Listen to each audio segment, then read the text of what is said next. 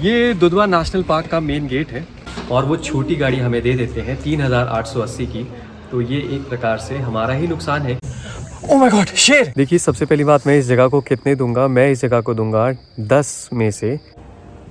तो good morning दोस्तों। तो क्या दुधवा नेशनल पार्क में टाइगर मिलते हैं? नहीं, और यही देखने के लिए हम दुधवा नेशनल पार्क जा रहे हैं। तो हम सुबह चले थे लगभग 6 बजे के आसपास लखनऊ से, और लगभग 2 घंटे की दूरी पे ये सिधौली नाम की जगह है, जहाँ पे एक बहुत ही फेमस जनता ढाबा है। और ये जो है, ये सिद्धू मूसेवाला के बहुत बड़े फ़ैन हैं। और हमारी पूरी फैमिली जो है ये पीछे यहाँ पे खड़ी है, और हम जा रहे हैं दुधवा नेशनल पार्क। काफ़ी एक्साइटेड है, और हमारा मेन टारगेट तो यही रहेगा, देखना कि क्या हमें वहाँ पर टाइगर दिखाई देता है कि नहीं। तो बस यही देखने के लिए जा रहे हैं। आइए चलते हैं।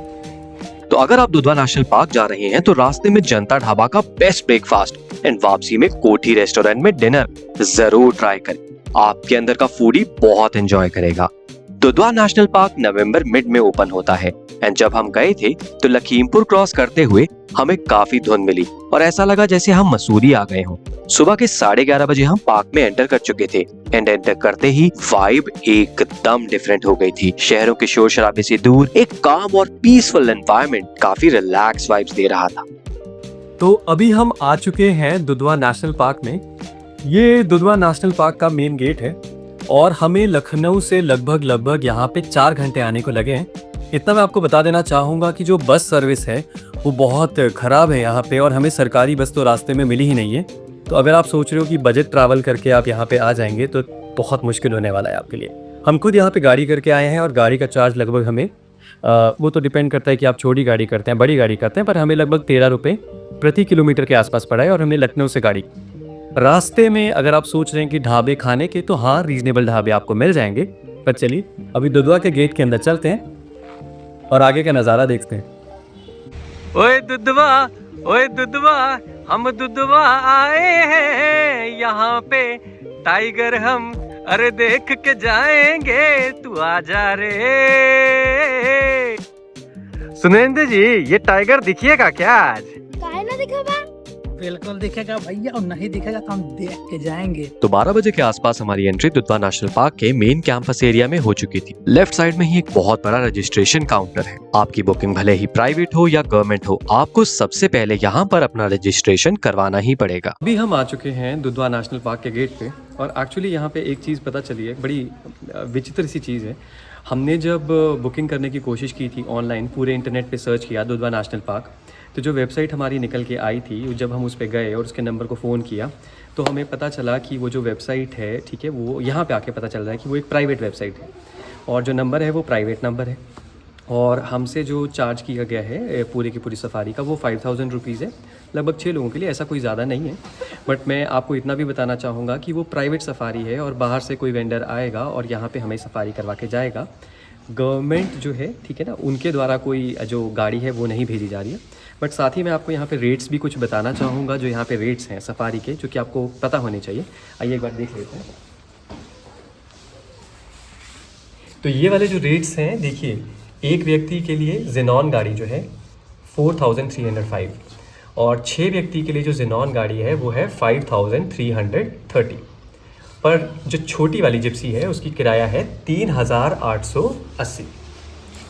तो अब बात दरअसल ये है कि अगर लेट्स से कि उन्होंने 5000 रुपये की गाड़ी बाहर से बुक की है, और वो छोटी गाड़ी हमें दे देते हैं 3880 की, तो ये एक प्रकार से हमारा ही नुकसान है, क्योंकि लगभग हम 1000 रुपये उन्हें एक्स्ट्रा देंगे हमारे इसके लिए, मतलब सिर्फ यहाँ पे पहुँचने के लिए।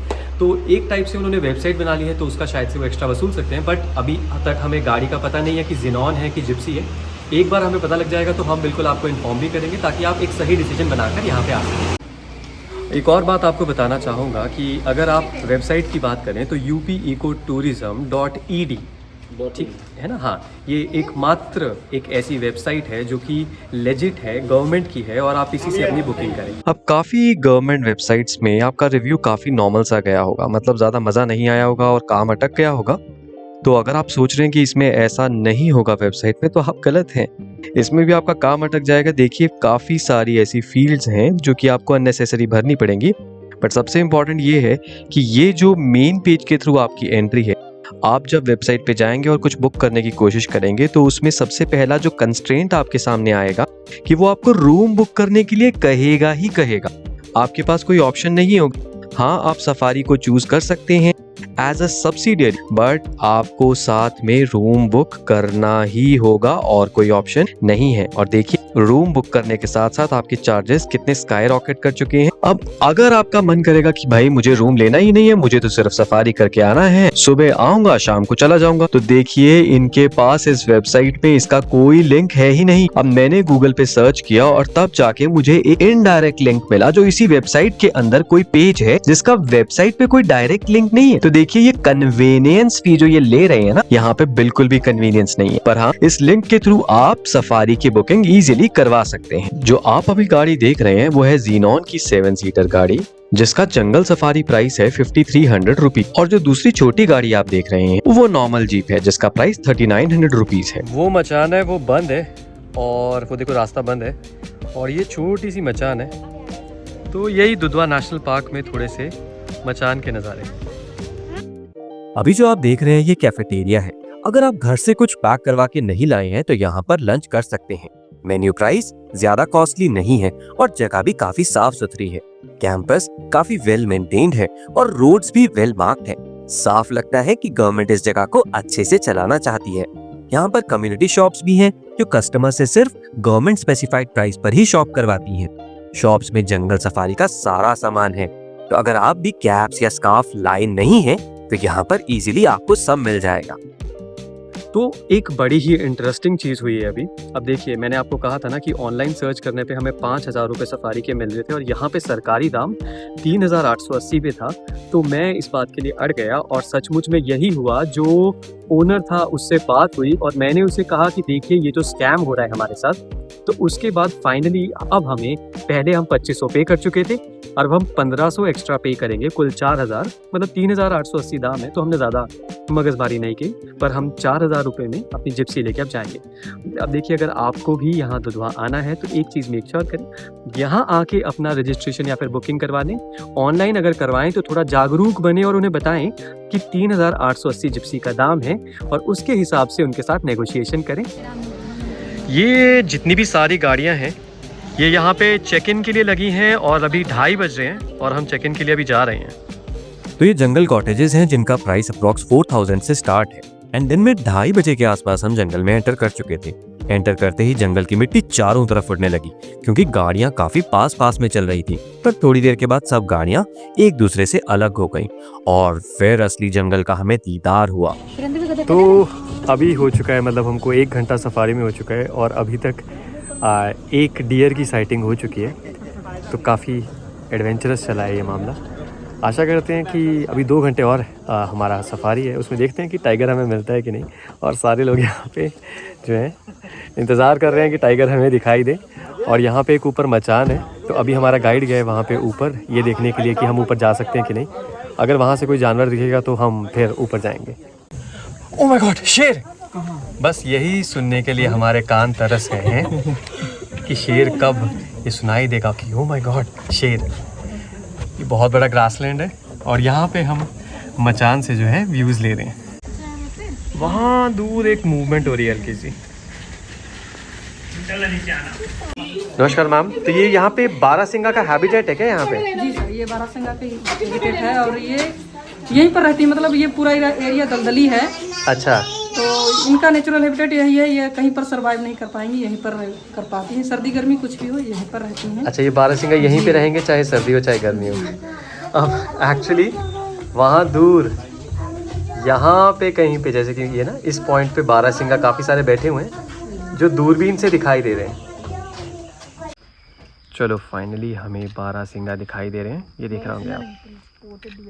कौन सा बियर है? Spotted deer. स्पॉटेड डियर है। वो देखो कितनी शांति से चल रहा है। स्पॉटेड डियर का मेल है सर। अच्छा, ये मेल देख रहे हैं आप। अच्छा, तो दूसरी वाली की सींग नहीं है, वो क्या फीमेल होगी है ना? अरे बाप रे बाप।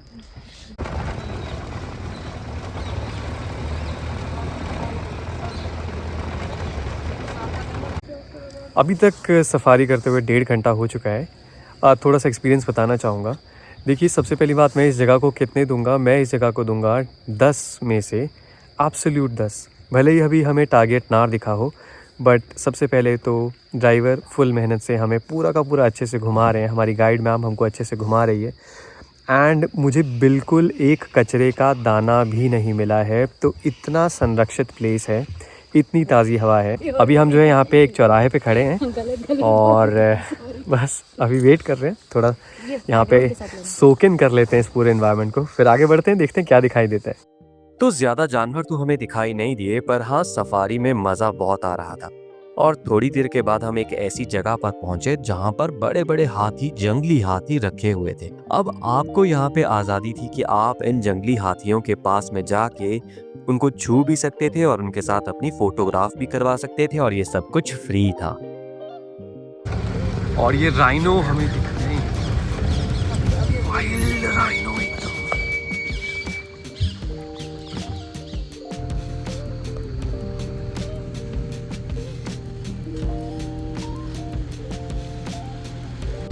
भाई ये राइनो का साइटिंग अभी हुआ है, ये पहले हुआ है, मतलब पहला हमको मिला है। आज ही इवनिंग सफारी में सबसे पहले आप ही को साइटिंग हुई है। अच्छा, अगर आप मॉर्निंग में आते हैं तो आपको ज़्यादा टाइम मिलता है घूमने के लिए, जंगल सफारी के लिए। अगर आप इवनिंग में आते हैं तो वही आपको 1 घंटा उधर ही कम होता है। अच्छा आप कहना चाहते हैं कि मॉर्निंग में अगर आ जाएं तो 1 घंटा एक्स्ट्रा मिलेगा जी। सफारी के लिए, शाम को 1 घंटा थोड़ा कम रहता है, कम रहता और है। प्राइस भी सेम ही रहता है। प्राइस तो सेम ही रहेगा सर। तो इसी के साथ हमारे ट्रिप का एंड होता है। लगभग 2.5 घंटे का पूरा था। हमने 2:30 बजे शुरू किया, अभी शाम के 5 बज रहे हैं, और एंड में हमें राइनोसरस की साइटिंग हुई है।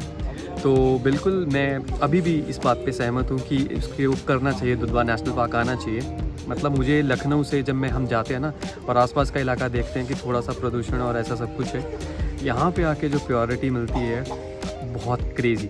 और इतना भी मैं आपको बताना चाहूँगा कि पास में यहाँ पे ना कॉटेजेस भी हैं, और जिनका रेंट है 5500 रुपीज़ के आसपास। तो अगर आप चाहें तो उनकी बुकिंग करवा सकते हैं, एंड गवर्नमेंट वेबसाइट से होती है, बट मुझे थोड़ा सा डाउट है कि वो आप कर पाएंगे इतना ईजीली। बाकी इसी के साथ हम ख़त्म करते हैं अपना व्लॉग, और अब हम जाएंगे हमारे घर।